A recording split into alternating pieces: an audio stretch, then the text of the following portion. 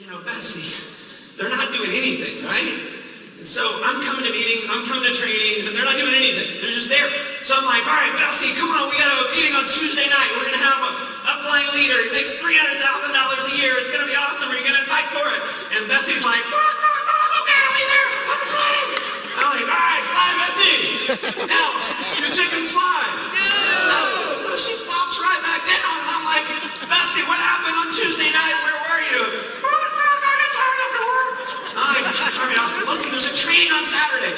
Come to the training. You're going to hear from the CEO of the company. He's going to be in town, and he's built a huge team before.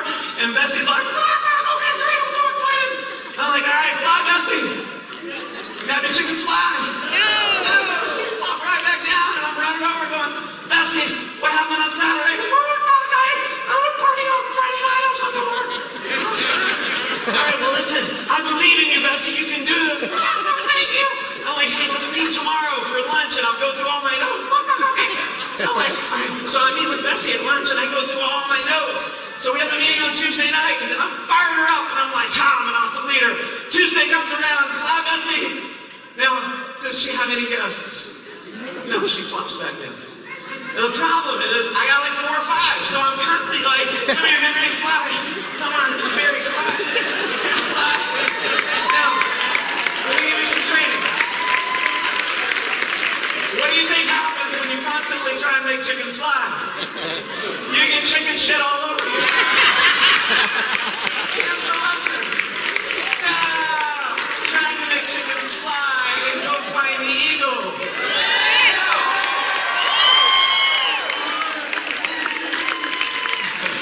But I'm going to give you a secret. The only way to find an eagle is for you to be the eagle yourself. If you're an eagle, say yes. Yes. Hey, we'll see. So this was the challenge, and when I finally met my mentor, he gave me just some words of advice. It was like, he taught me how to not make chickens fly. He taught me how to go find the eagles, but more importantly, he taught me how to become the eagle myself. And he said something that I don't think it's that profound, but it made such a massive impact in me. He said, you are who you say you are until you prove otherwise. You're a leader when you decide to be. And see, what I think this event is all about is about you making the decision that you're not going to be a chicken anymore, that you're not going to go try and make chickens fly anymore, that you're going to be an eagle, and you're going to attract eagles into your life. Because that's where the juice is. See, there's 2 types of math in network marketing. There's addition and multiplication. Addition is slow and painful. Multiplication is fast and fun. So the only way that you grow by multiplication is when you enroll other leaders. And what he told me, he said, if you enroll 30 fast, if you do it the right way, it'll turn into thousands. And I just decided to be coachable enough to follow his lead. And I said, you know what? If he says a duck can pull a truck, I'll hook it up. Right? Whatever he tells me to do, I'm just going to do it. He said to read a book, I'd read a book. Okay? And so I just followed that lead. And here's the thing. I'll give you 2 things that made all the difference. Number 1 is I stopped tiptoeing around. Some of you have been involved in your company for months or years, and you've been tiptoeing. You've been trying to put your toe in the water. Now, if you've anyone tried to walk into the ocean and it's really cold, you're trying to ease your way into a pool, it hurts, doesn't it? It's the same thing in network marketing. So you get network marketing, you're like, all right, I'll try it out. So you get your toes in, you're like, ooh, it's kind of cool. Now, I'll give you another hint.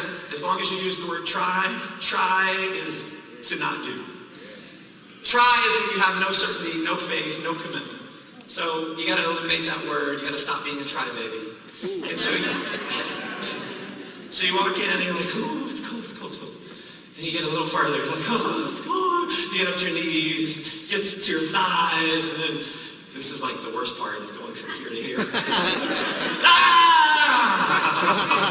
And what happens is it hurts so bad, you just get out of the pool. You never get to enjoy it because you were trying to tiptoe in. So stop tiptoeing in chicken. See, that's when it made the difference. See, I decided for once I was going to stop being a chicken and only call people that I thought might actually enroll. I stopped calling people that were my level or below only. See, I was already at a pretty low level, okay? So I said, you know what, I'm going to make a list of 300 people, and I'm just going to call everyone, even if I think there's no chance they're going to enroll. Even if I think there's no chance.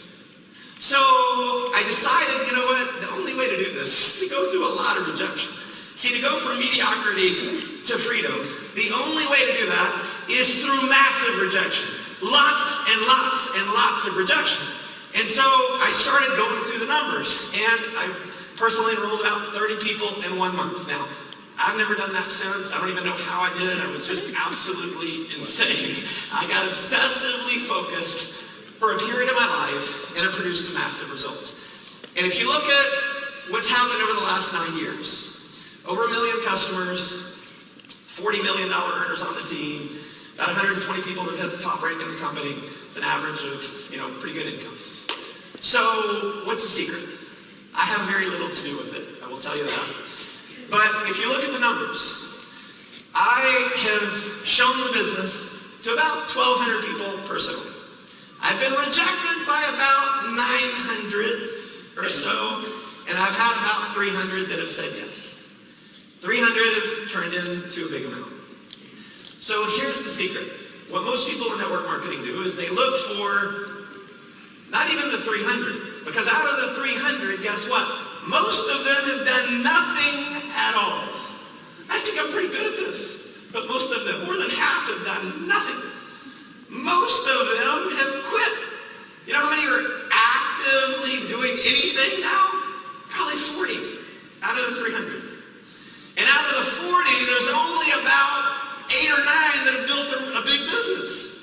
So most people are looking for the 8 or 9, constantly hunting for the 8 or 9. See, I realized I can't figure out who the 8 or 9 are. In many cases, a dud led me to a stud. In some cases, it was the dud led me to a dud, led me to a dud, led me to a stud. So I had to go through a lot of no's. So that was a big lesson for me. The other lesson was when he said, you're a leader when you decide to be. I saw him with prospects, and I saw the things that he started saying to people. I started seeing the level of certainty and commitment and conviction that he had in his soul, in his being, and it just came across, and people felt it.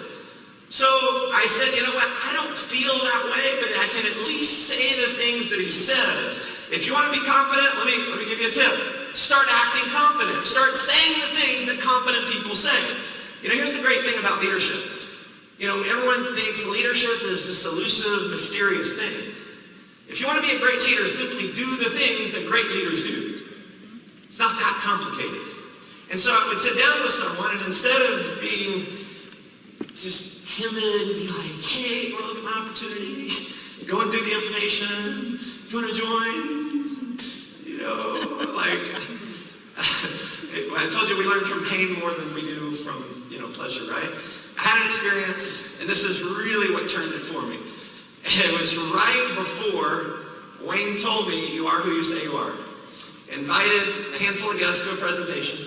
Had about 4 or 5. Got to be a good inviter. And the presentation's over, and one of the ladies that I had invited, she comes up to me and she says, thank you, I'll get back to you. And she leaves. And a couple minutes later, someone comes up to me and they said, hey, I just want you to know, the lady that you invited, I was sitting right behind her, and at the end of the presentation, she told the person sitting next to her that if she was going to enroll, she was going to do it with him, because the guy who brought her here, that invited her, doesn't know anything about the program. He seemed really clueless. I said, never again. Never again am I going to present myself as anything other than a leader.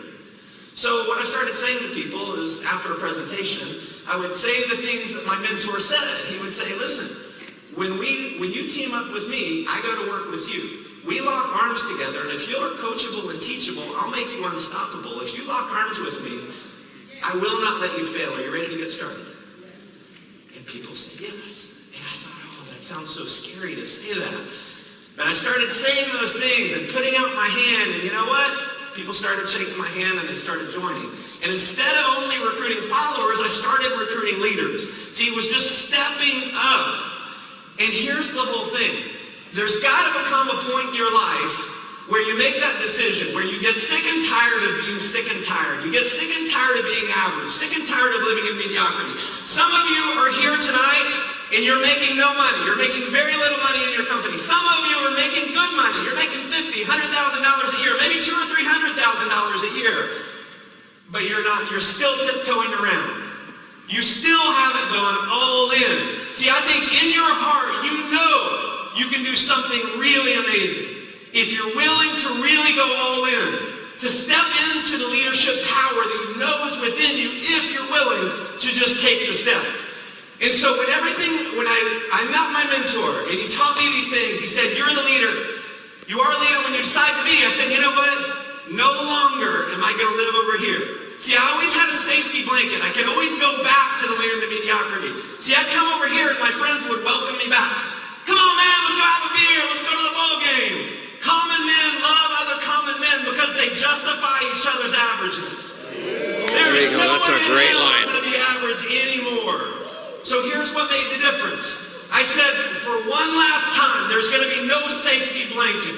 I'm going to divorce this old life that I've had, and I'm going to cross over this bridge to the land of freedom one last time, and I'm going to burn the damn bridge. Yeah! And when I burn the bridge, that's when things started to happen. Now, some of you tonight, you're going to decide, you know what, I'm burning the damn bridge. That's it. I'm living in freedom. Some of you are going to say that right now. But what's going to happen is it's going to be hard. And you can never look for the easy way. See, here's what I've done in many cases, being real open with you, is I want to figure out the easiest way to have the most success. What's the shortcut that I can take? How can I get away with not paying the price? My friends, you're going to have to pay the price, and you're going to have to pay the full price. There's no getting around it. Get excited about the price. See, I figured it, I learned this from my mentor. He's the hardest working guy I've ever met, and he's always having fun. He's always excited. And so it's like, man, it's such a joy. And so I decided, people ask me, hey, what do you do for fun? What are your hobbies? And I said, oh, it's showing the presentation. Presenting my opportunity. That's what I love to do for fun. It's awesome. My number one goal, anytime I get on stage, anytime I present to someone, it's to have fun. And so in 9 years, I never get tired of doing what I'm doing because I'm always having a good time. Yes.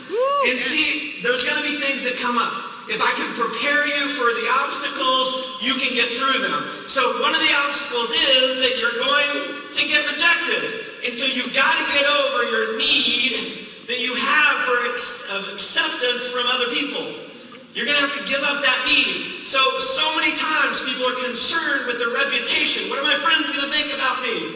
Be more concerned with your character than your reputation, and your reputation will work itself out. There you go. Time will promote your exposure. So you got two choices. When you have the fear that grips you, when you get rejected, you get to choose. Are you going to live in mediocrity or are you going to live in freedom? Which one are you guys going to choose? Freedom. Say it like you mean it. Freedom. You're going to have people let you down. You're going to have people quit on you that you thought were going to go all the way. You're going to travel the world together, live on the beaches of the world, and they're going to quit on you. You're going to have people let you down. It may be your upline. It may be your crossline. It may be the company. People are going to let you down. But you got to make a choice. Are you going to live in mediocrity or freedom? What do you choose? Freedom. You're going to have moments where you can't even see a path forward. You're questioning everything. You're questioning yourself. Maybe I'm not cut out for network marketing. Maybe I'm not someone who can ever do it. Some challenges come up. Half your group quits on you. You can't even see a way forward. And there's going to be times where you're just going to have to reach down in your heart and source faith, source confidence, source certainty. And you got to choose either mediocrity or freedom. What are you going to choose? Freedom! See, here's what we have to do, A&MP. I love this organization. I love this profession. This life that I have lived over the last full-time for about 18 years is unlike anything I have ever done in my life. And so we have got to stand up, my friends. We have got to stand up and refuse mediocrity. We've got to refuse to lie down. We got to refuse to sit in mediocrity. We got to stand up and march to freedom. We got to lock arms together. Stand up, ANP. Stand up. See, if you want to make this work, you're going to have to lock arms with some people. And I don't even care, obviously, in your company. But I believe one thing is true. As Richard Brooks says, united we stand, divided we fall. Say it after me. United we stand, divided we fall. So lock arms with someone. Lock arms. Lock arms. See what will make this work.